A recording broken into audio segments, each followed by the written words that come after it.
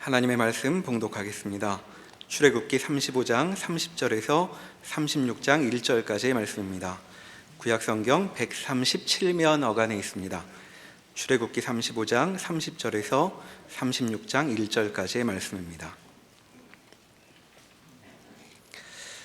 모세가 이스라엘 자손에게 이르되 볼지어다 여호와께서 유다 지파 훌의 손자요 우리의 아들인 브살레를 지명하여 부르시고 하나님의 영을 그에게 충만하게 하여 지혜와 총명과 지식으로 여러 가지 일을 하게 하시되 금과 은과 노수로 제작하는 기술을 고안하게 하시며 보석을 깎아 물리며 나무를 새기는 여러 가지 정교한 일을 하게 하셨고 또 그와 단지파 아히사막의 아들 오홀리압을 감동시키사 가르치게 하시며 지혜로운 마음을 그들에게 충만하게 하사 여러 가지 일을 하게 하시되 조각하는 일과 세공하는 일과 청색, 자색, 홍색 실과 가는 배실로 수 놓는 일과 짜는 일과 그 외에 여러 가지 일을 하게 하시고 정교한 일을 고안하게 하셨느니라. 브살렐과 오홀리압과 및 마음이 지혜로운 사람 곧 여호와께서 지혜와 총명을 부으사 성소에 쓸 모든 일을 할 줄 알게 하신 자들은 모두 여호와께서 명령하신 대로 할 것이니라. 아멘. 성막은 하나님께서 임재하시고 또 거룩하게 하시는 영광된 장소입니다. 이러한 거룩하고 영광된 장소를 제작한다는 것은 우리가 보통 생각할 때 그럴 만한 자격이 있는 사람들이 그 일을 해야 하지 않겠는가라는 생각을 합니다. 거짓이 없고 죄가 없는 무음한 자여야 하고 또 하나님의 명령하신 대로 성막의 기구들을 잘 만들 수 있는 그런 능력이나 기술이 있는 특별한 사람이어야 한다는 생각들을 갖습니다. 그러나 성경 말씀을 보면 하나님께서는 자기 백성으로 삼고 있는 이스라엘 백성 모두가 이 거룩하고 영광된 일에 다 참여하도록 독려를 하고 계십니다. 하나님이 이 일에 주도권을 가지고 일하고 계신다는 증거는 두 가지입니다. 첫 번째는 지난 설교에서 살펴보았듯이 이스라엘 백성들이 자원하여 기쁜 마음으로 성막을 제작하는 데 필요한 재료들을 하나님 앞에 드린다는 것입니다. 이스라엘 백성들이 자원하여 내었기 때문에 겉으로 볼 때에는 이스라엘 백성들이 마음의 결정을 하고 스스로 그 일을 했구나 싶지만 그러나 이 이스라엘 백성들이 어느 한 사람도 억지로 하지 않고 모두가 즐거운 마음으로 기쁜 마음으로 하나님 앞에 성막의 제작에 필요한 재료들을 낸다는 것은 하나님께서 그 마음을 감동케 하셨기 때문에 가능한 것입니다. 그래서 그 일이 하나님이 주도하셔서 된 것이다 라고 하는 증거로 삼을 수 있습니다. 그리고 두 번째는 오늘 본문에서 저희가 본 말씀입니다. 브살렐과 오홀리압에게 하나님께서 영을 더하여 주시어서 그들에게 지혜와 총명과 지식을 허락해 주십니다. 이들이 태어나면서부터 특별한 재능을 지니고 있거나 또 다른 사람들과 비교할 수 없을 정도의 숙련된 기술을 가지고 있어서 하나님이 그들을 통하여 성막을 제작하는 일에 대표로 세운 것이 아니라 물론 그들에게 어떠한 은사적인 부분은 있었겠지만 성경이 말씀하고 있듯이 하나님께서 영을 더하셔서 그들에게 성막 제작을 감당할 수 있는 은혜를 주셨다라고 하는 이 사실이 하나님이 다시금 이 일에 주도권을 가지고 일하신다라고 하는 것을 분명하게 증거하는 말씀이 됩니다. 이러한 증거들을 통하여서 저희가 확인할 수 있는 것은 우리가 하나님의 일을 할 때에 그 하나님의 일은 우리의 실력이나 능력이나 또 우리 안에서 드러나는 자신감으로 성취하는 것이 아니라 우리가 알 수 있는 부분도 있지만 또 알 수 없는 부분에서 하나님께서 감동케 하시고 은혜를 주시고 능력을 더하셔서 그 일을 실수하지 않고 실패하지 않게 이루어 갈 수 있도록 하나님이 함께 하신다라고 하는 사실입니다. 이러한 사실이 우리에게 주는 큰 격려는 우리가 세상에서 살아가면서 수많은 일들을 맞닥뜨릴 때에 그 안에서 내가 뚫고 나가는 것보다 하나님이 나로 하여금 견디게 하시고 이기게 하시고 또 세워주시는 은혜를 쫓아 감당하게 하신다라고 하는 이 같은 고백을 가지고 살아간다, 이러한 마음을 우리가 갖게 되면 우리가 싸우면서 살아가는, 또 우리가 수없이 부딪히는 여러 정황들 앞에서 담대하고 또 용기를 낼 수 있는 부분들이 많이 있습니다. 이것이 우리의 현실을 살아가는 데에 큰 힘이 됩니다. 모세를 생각해 봐도 모세는 자기가 원하는 때에 자기가 하고 싶은 일을 하지 못했습니다. 동족 이스라엘 백성들이 애굽 백성들 밑에서 큰 고난과 어려움을 겪고 있을 때에 내가 할 수 있는 모든 것, 내가 지니고 있는 모든 것들을 다 동원하여서 이 동족 이스라엘 백성들을 돕겠다 했지만 오히려 하나님은 그때에 침묵하셨습니다. 오히려 모세가 모든 것을 다 내려놓고 이제는 포기한 채 뒤로 물러나 있을 때에 하나님은 그때 모세를 부르시고 애굽에 가서 내 백성을 구원하라는 명령을 주셨습니다. 그리고 하나님이 명령을 주시고 또 능력을 더하시고 힘을 더하여 주셔서 이 모세가 하나님이 맡겨주신 모든 사명들을 책임 있게 감당해낸 것들을 저희들이 보게 됩니다. 사도 바울도 부활하신 주님이 그를 만나 부르시기 전에는 자기 열심과 자기 의로 하나님을 위하여 일한다고 했습니다. 그러나 그것은 복음에 전혀 도움이 되지 않는 일들이었습니다. 때가 이르렀을 때에 다메섹 도상에서 부활하신 주님이 만나주시고 그리고 결국 그를 사도로 세우셨을 때, 그때야 사도 바울은 복음의 메인자가 되어서 하나님이 맡겨주시는 모든 일들을 또한 능히 해나갈 수 있게 된 것들을 저희들이 보게 됩니다. 이렇듯 하나님은 하나님의 일을 하는 자들을 택하여 부르시고 그리고 하나님이 정하신 때에 그 일들을 해나갈 수 있도록 지혜와 능력을 더해 주십니다. 어느 누구도 하나님의 일을 하면서 내 힘과 내 능력과 내 의지와 내 것으로 할 수는 없는 것입니다. 하나님은 하나님의 것으로 일하게 하시고 그리고 그것이 하나님의 일하시는 방법이요 또 그 안에 하나님의 귀한 목적들을 담아내시고 있습니다. 그러한 이유들을 우리 에베소서 1장 3절에서 12절의 말씀을 통하여 다시 한번 확인해 보도록 하겠습니다. 신약 성경 310쪽입니다. 에베소서 1장 3절에서 12절까지의 말씀을 제가 읽겠습니다. 찬송하리로다 하나님 곧 우리 주 예수 그리스도의 아버지께서 그리스도 안에서 하늘에 속한 모든 신령한 복을 우리에게 주시되 곧 창세전에 그리스도 안에서 우리를 택하사 우리로 사랑 안에서 그 앞에 거룩하고 흠이 없게 하시려고 그 기쁘신 뜻대로 우리를 예정하사 예수 그리스도로 말미암아 자기의 아들들이 되게 하셨으니 이는 그가 사랑하시는 자 안에서 우리에게 거저 주시는 바 그의 은혜의 영광을 찬송하게 하려는 것이라. 우리는 그리스도 안에서 그의 은혜의 풍성함을 따라 그의 피로 말미암아 속량 곧 죄사함을 받았느니라. 이는 그가 모든 지혜와 총명을 우리에게 넘치게 하사 그 뜻의 비밀을 우리에게 알리신 것이요 그의 기뻐하심을 따라 그리스도 안에서 때가 찬 경륜을 위하여 예정하신 것이니 하늘에 있는 것이나 땅에 있는 것이 다 그리스도 안에서 통일되게 하려 하심이라. 모든 일을 그의 뜻의 결정대로 일하시는 이의 계획을 따라 우리가 예정을 입어 그 안에서 기업이 되었으니 이는 우리가 그리스도 안에서 전부터 바라던 그의 영광의 찬송이 되게 하려 하심이라. 아멘. 4절에 보면 곧 창세전에 그리스도 예수 안에서 우리를 택하셨다는 말씀이 있습니다. 5절에서도 그 기쁘신 뜻대로 우리를 예정하셨다는 말씀이 있습니다. 11절에서도 모든 일에 그의 뜻의 결정대로 일하시는 이의 계획을 따라 우리가 예정을 입었다는 말씀이 나옵니다.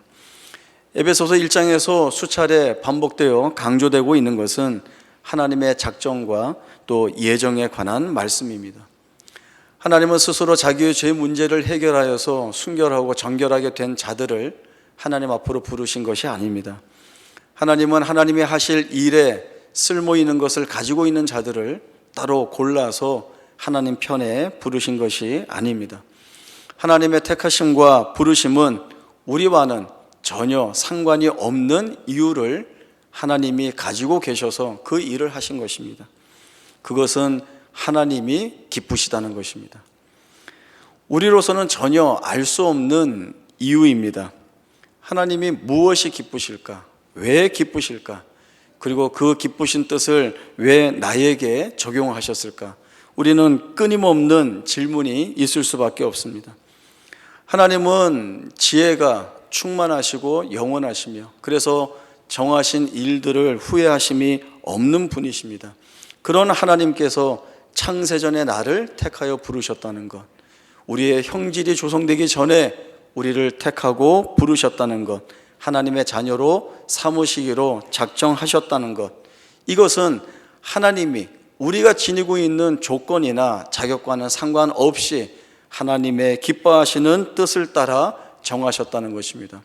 그 하나님이 기뻐하시면서 정하신 목적이 무엇인가 라고 할 때에 그것은 12절에 나와 있는 말씀처럼 우리를 하나님의 영광에 찬송이 되게 하기 위해서 하나님이 우리를 그렇게 택하고 부르셨다는 것입니다. 영광의 찬송이 된다는 것이 무엇인가 라고 할 때에 웨스트민스터 신앙 고백서 소유리 문답 첫 번째 질문을 보면 사람의 제일 되는 목적이 무엇인가 라는 것을 묻습니다. 그에 대한 답은 하나님을 영화롭게 하며 그를 영원토록 즐거워하는 것입니다. 하나님을 영원토록 즐거워하는 자의 삶이, 그의 인생이 바로 하나님 앞에 올려드리는 거룩한 산 제사이자 영광의 찬송이 되는 것입니다. 내 삶이 하나님께 드려지는 그 찬송이 될 때에 하나님은 우리의 생애를 통하여 영광을 받으시는 것입니다. 그러나 우리가 우리 자신을 보면 과연 영광의 찬송이 될 만한 자리에 내가 있는가라고 하는 의심을 할 수밖에 없습니다. 내가 나 자신을 바라보더라도 한심한 부분이 많이 있죠. 하나님 앞에 택하심을 받아 부름받았지만 하나님의 영광의 찬송이기는커녕 하나님의 택함을 받은 거룩한 자의 삶의 모습을 보이지 못하고 있고, 또 우리가 고백해야 하는 믿음의 고백을 하나님 앞에 드리지 못하고 있고, 또 하나님이 주신 은혜가 풍성하고 많지만 그것을 넉넉히 누리지도 못하고 감사하지도 못하는 우리의 삶을 스스로 보게 됩니다. 뭘 잘해야 하나님의 영광의 찬송이 되고, 하나님께 뭘 드릴 만한 것이 있어야 드림이 되고, 무엇을 할 수 있어야 하나님께 필요할 텐데 내가 과연 그러한가라고 하는 생각들을 할 때에 그렇지 못하다는 생각을 우리 스스로가 많이 갖게 됩니다. 그러나 이러한 우리의 생각은 우리가 지니고 있는 분명한 오해입니다. 왜냐하면 처음부터 우리가 뭘 잘해서 하나님한테 택함을 받은 것이 아닙니다. 우리가 부름받을 만한 자격이 있어서 하나님이 부르신 것이 아닙니다.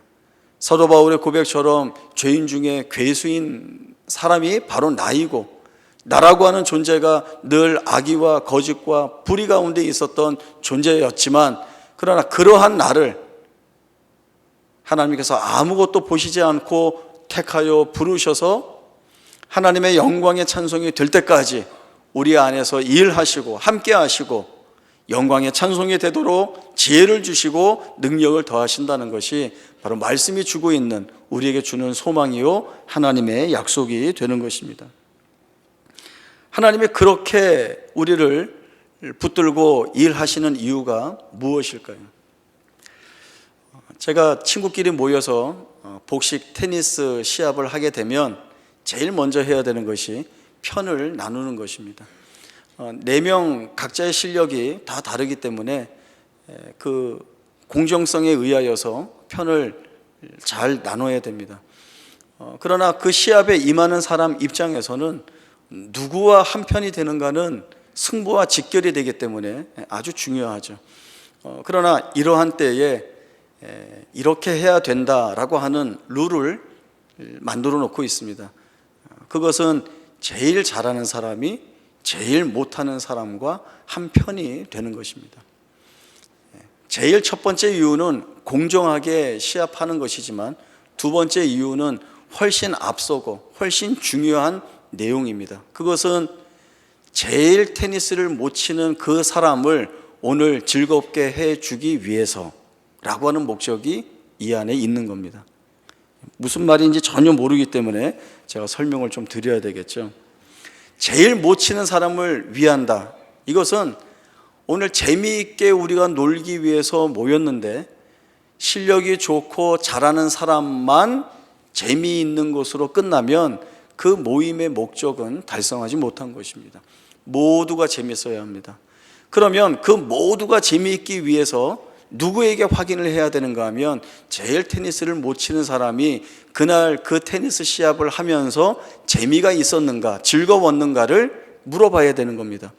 그러기 위해서는 이 테니스를 제일 못하는 사람에게는 실력 있는 사람이 필요합니다. 왜 실력이 있는 사람이 필요한가? 제일 못 치는 자기 파트너에게 상대팀의 강한 공격이 가지 않도록 할 수 있는 실력이 있어야 되는 거예요. 그리고 테니스를 못 치는 자기 파트너 때문에 열려있는 공간과 비어있는 공간을 다 뛰어다니면서 커버할 수 있는 실력도 있어야 하는 겁니다. 그리고 제일 중요한 거, 테니스를 못 치는 자기 파트너가 실수할 때에 상대방의 공격에 뚫렸다든가 아니면 당연히 포인트를 얻을 수 있는데 실수해서 오히려 점수를 잃는다든가 할 때에 괜찮아, 그럴 수 있어. 원래 처음부터 테니스는 다 그렇게 하는 거야. 그런데 내가 보니까 테니스 나랑 같이 친 사람 중에 너가 제일 잘 쳐, 이렇게 얘기해 줄 수 있는 사람, 그건 실력이 있는 사람이어야 할 수 있는 겁니다. 그렇게 해야 이 실력이 제일 없는 사람이라도 할지라도 그날에 그 시합에 흡족하고 만족하고 재미있는 시합을 할 수 있게 되는 것입니다. 하나님께서 임재하시는 거룩하고 영광된 이 성막을 만드는 일에 그럴 만한 자격을 가지고 일하는 사람은 엄밀히 말하면 단 한 명도 있을 수 없습니다. 하나님께서 이 거룩하고 영광된 일에 기쁨으로 불러주시고 맡겨주시기 때문에 가능한 일이 된 것입니다. 이 하나님의 부르심이 무엇을 뜻하는지 알아야 합니다. 그것은 내가 하는 것이 아니라 하나님이 하게 하신다는 것이죠. 그리고 하나님이 하게 하시고 거기에서 드러나는 복됨과 부요함과 넉넉함을 우리에게 상급으로 부어주신다는 것입니다. 그것이 하나님의 마음이고 또 그 일에 부름받고 있는 자는 하나님이 이러한 마음으로 우리를 부르시고 계시다는 데에 온 신경을 다 집중해야 합니다. 구약성경 사무엘상 17장 31절에서 37절까지의 말씀을 보겠습니다. 구약성경 436쪽입니다. 사무엘상 17장 31절에서 37절까지의 말씀 제가 읽겠습니다. 사무엘상 17장 31절에서 37절입니다. 어떤 사람이 다윗의 한 말을 듣고 그것을 사울에게 전하였으므로 사울이 다윗을 부른지라. 다윗이 사울에게 말하되 그로 말미암아 사람이 낙담하지 말 것이라. 주의 종이 가서 저 블레셋 사람과 싸우리이다 하니 사울이 다윗에게 이르되 내가 가서 저 블레셋 사람과 싸울 수 없으리니 너는 소년이요 그는 어려서부터 용사임이니라. 다윗이 사울에게 말하되 주의 종이 아버지의 양을 지킬 때에 사자나 곰이 와서 양떼에서 새끼를 물어가면 내가 따라가서 그것을 치고 그 입에서 새끼를 건져내었고 그것이 일어나 나를 해하고자 하면 내가 그 수염을 잡고 그것을 쳐 죽였나이다. 주의 종이 사자와 곰도 쳤은즉 살아계신 하나님의 군대를 모욕한 이 할례받지 않은 블레셋 사람이리이까 그가 그 짐승의 하나와 같이 되리이다. 또 다윗이 이르되 여호와께서 나를 사자의 발톱과 곰의 발톱에서 건져내셨은즉 나를 이 블레셋 사람의 손에서도 건져내시리이다. 사울이 다윗에게 이르되 가라 여호와께서 너와 함께 하시기를 원하노라. 아멘. 이스라엘과 블레셋이 전쟁을 하는 장면입니다. 전면전을 하고 있는 것은 아니고 서로 대열을 갖추고 항호를 벌이고 있습니다. 블레셋 편에서 우리가 잘 알고 있는 골리앗이 대표로 나왔습니다. 그리고 하는 말이 내가 너에게 한 가지 제안을 하겠다. 너희 이스라엘 군사 중에서 한 명이 대표로 나와서 나와 싸워서 그가 나를 죽이면 블레셋이 이스라엘의 종이 되는, 그리고 내가 그 이스라엘 대표를 죽이면 이스라엘이 블레셋의 종이 되기로 하자, 이 말을 합니다. 아무도 나서지 못합니다. 어느 누구도 이 골리앗을 대항하기 위하여 나오지 못하고 있습니다. 이 골리앗이 하나님을 모욕하고 하나님의 백성의 군대를 저주합니다. 그럼에도 아무도 나오지 못하고 있습니다. 다윗이 형들에게 어떤 물품들을 전해주기 위해 왔다가 이러한 모습을 보고는, 하나님을 모욕하고 하나님의 군대를 저주하는 이 모습을 보고는 거룩한 분노가 일어나 자기가 나가서 싸우겠다고 합니다. 이때 사울이 한 이야기가 무엇입니까? 다윗과 골리앗을 비교하는 것이죠. 너는 소년이다. 너는 어리고 작다. 너가 상대에서 이길 만한 존재가 아니다. 너는 싸우러 나가지 못한다는 것입니다. 그러나 다윗이 이야기하는 것이 무엇입니까? 내가 아버지의 양을 치고 있을 때에 사자와 곰이 와서 그 양 새끼를 물어가면 내가 쫓아가서 그 입에서 구해내고, 이 사자와 곰이 일어나서 나를 해하려고 하면 수염을 잡고 쳐서 자기가 죽였다는 겁니다. 그리고 이 일을 어디로 끌고 가는가 하면 이 골리앗의 위협 속에서도 하나님께서 나를 똑같이 보호하시고 건져내실 것을 믿는다라고 하는 그 담대한 고백을 하고 있습니다.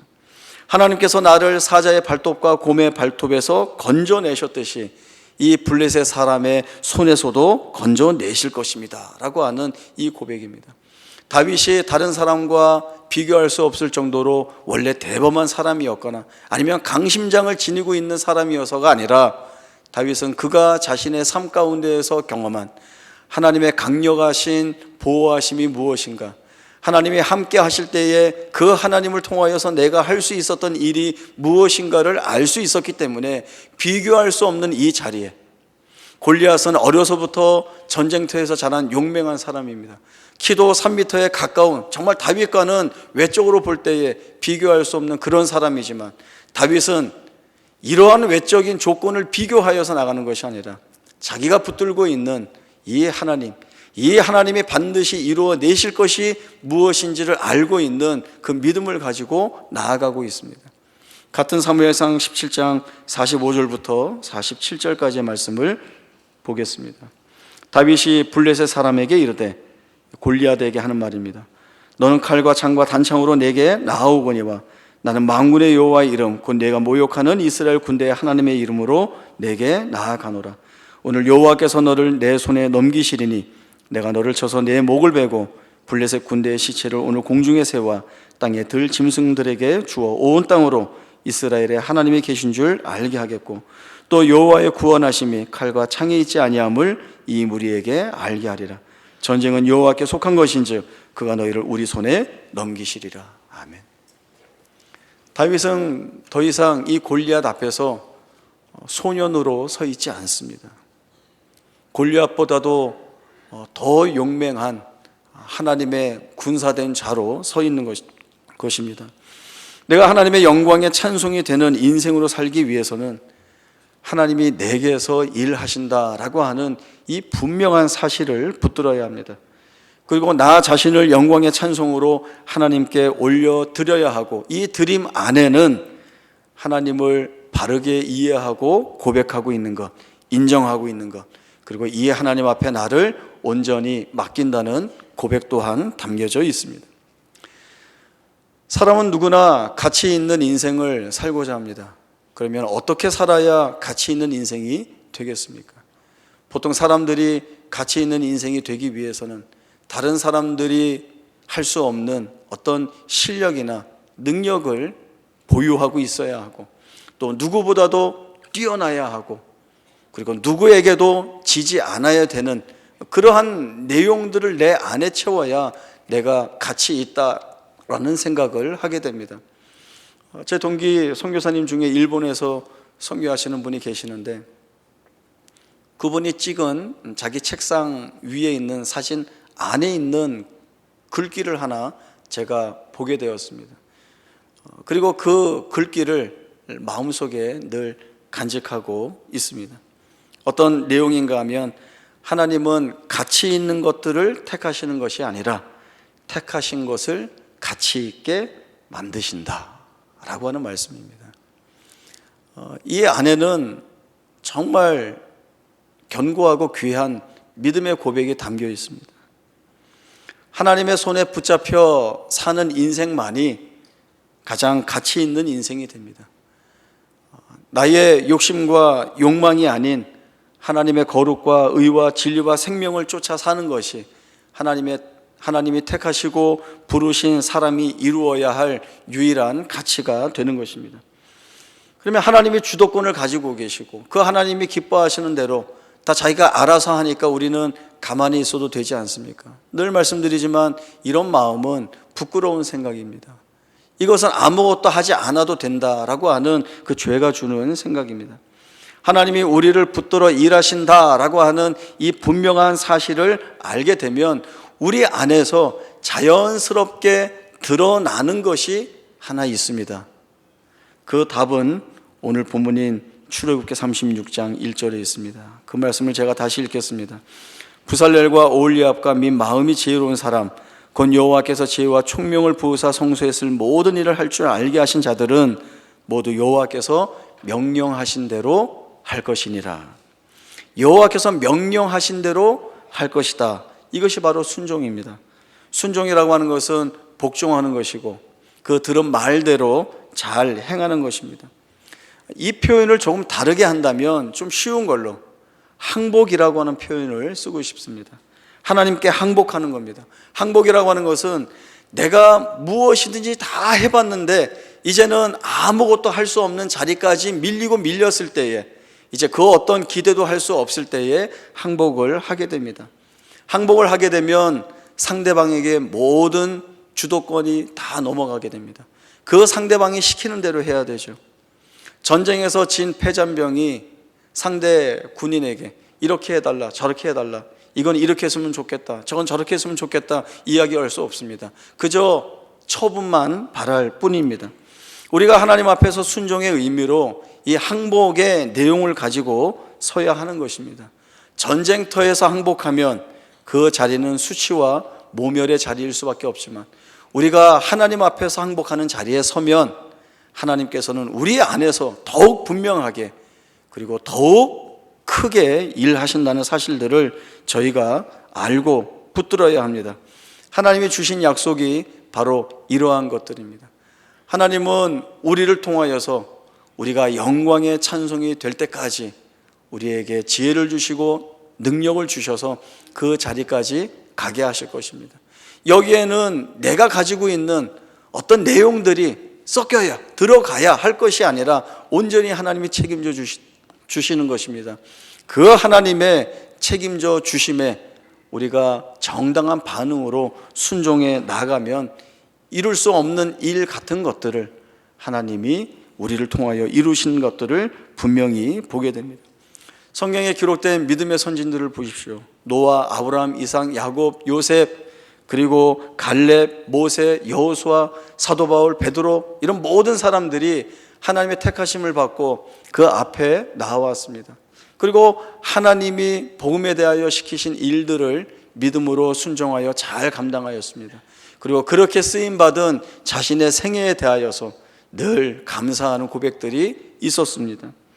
그들이 하나님의 택함을 받았기 때문에 고난에서 제외되었는가? 어떤 어려운 시험에서 면제되었는가? 그렇지 않습니다. 늘 승승장구했는가? 그렇지 않습니다. 오히려 더 많은 고난과 시련이 그들에게 있었습니다. 마치 척박한 험한 광야를 거치지 않고는 가나안에 들어갈 수 없었던 것처럼 그들에게 수없이 많은 고난이 있었지만 그러나 그 고난을 통하여 그리고 그 고난 속에서도 하나님이 일하고 계시다는 사실들을 분명히 붙들고 보았을 때에 그리고 하나님이 이루어내시는 것들을 자신의 삶 속에서 충분히 경험하게 되었을 때에 살아계신 하나님, 내 안에 함께 하시고 일하시는 하나님, 그 하나님이 이루어내시는 것이 무엇인지를 분명히 보며 하나님의 영광의 찬송이 되었습니다. 오늘 우리는 이 말씀들을 통하여서 무엇을 깨닫고 어떤 고백을 하게 되겠습니까? 하나님께서 우리를 부르시고 택하셨다는 사실이 하나님이 내 안에서 일하신다라고 하는 분명한 약속임을 믿습니다. 우리를 택하신 하나님은 우리가 세상에서 하나님의 사람으로 빛과 소금의 역할을 잘 감당할 수 있고 그렇게 살아갈 수 있도록 도우십니다.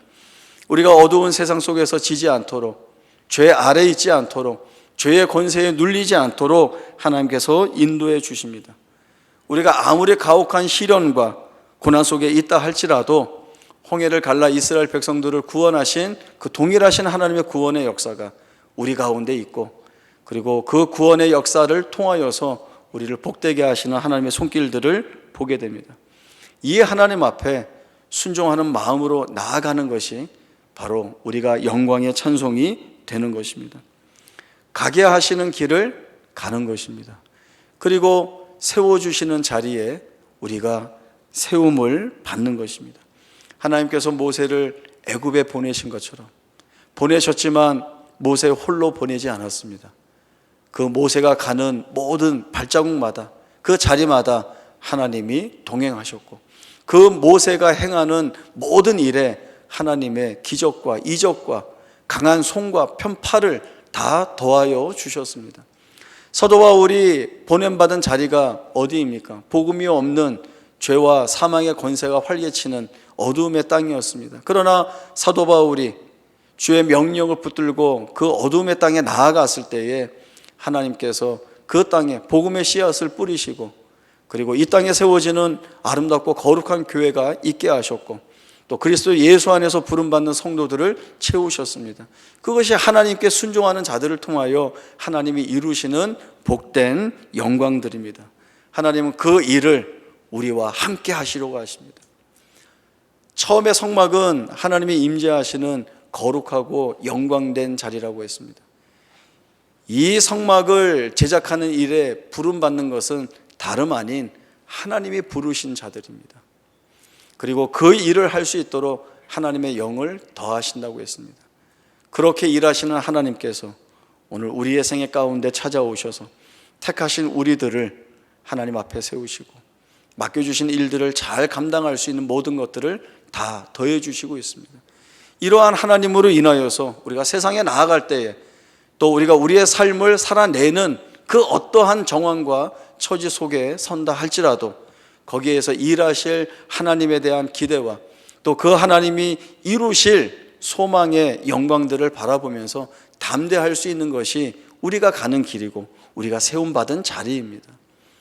하나님은 우리로 하여금 은혜의 보좌 앞에 담대히 나올 수 있는 그 권리를 주셨습니다. 어느 누구에게도 없는 영광된 권리를 바로 우리에게 주셨습니다.